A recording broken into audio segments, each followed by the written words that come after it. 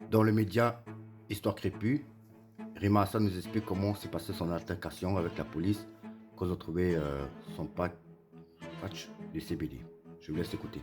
Je commence à me dire que ça pue au moment où l'enquêtrice, elle trouve donc, elle trouve, je l'ai pas caché, hein, il est dans ma valise entre mes chaussettes et mon pyjama. Le CBD, elle me le sort, mais d'un air très. Et dis donc, c'est quoi ça? Et je lui dis, c'est du CBD que j'utilise à des fins médicales. Je peux vous communiquer l'adresse du magasin, preuve de paiement sur mon téléphone, en toute transparence. J'ai rien à me reprocher, quoi, tout simplement. Je sens d'abord une suspicion de leur part, aucune volonté de me croire finalement sur ce que je raconte. Ils persistent à être vraiment dans une démarche de, on a trouvé quelque chose, il y a quelque chose à en faire. Enfin, je comprends pas vraiment ce qui se passe au moment du test. Alors, et d'ailleurs, il faudra éclaircir cet élément-là parce que soit c'est volontaire, soit c'est une erreur, mais leur test était contaminé en fait, notamment à la catinone. Je ne savais pas ce qu'était la catinone.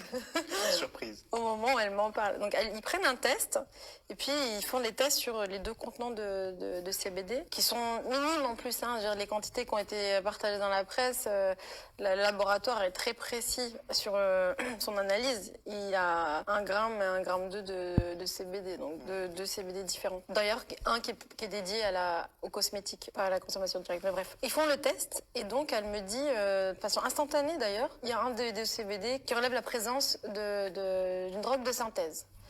Et je lui dis, franchement, je suis assez étonnée parce que moi, je peux rien vous dire de plus, si ce n'est qu'il faudrait contacter le magasin en question. Et le plus grave, en fait, c'est que son test détecte la présence de catinone et elle note s'apparentant à de la 3-MMC. Drogue de synthèse s'apparentant à la 3-MMC. Donc je ne comprends pas de quoi elle me parle et je m'oppose fermement au moment de l'interrogatoire à ce qu'elle fasse mention d'une drogue tant qu'il n'y a pas des analyses poussées, certifiées par un laboratoire.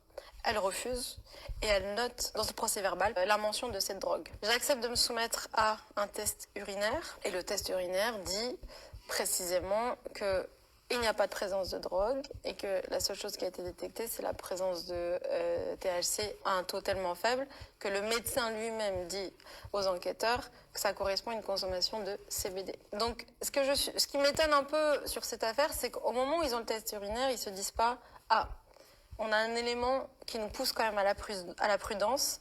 Il n'y a pas du tout de présence de consommation de drogue dans les tests auxquels je me suis soumise. » Et plutôt que d'aller justement sur cette démarche de prudence, ils vont quand même faire le choix non seulement de nommer le scellé 3-MMC et de laisser ces éléments de langage dans le procès verbal.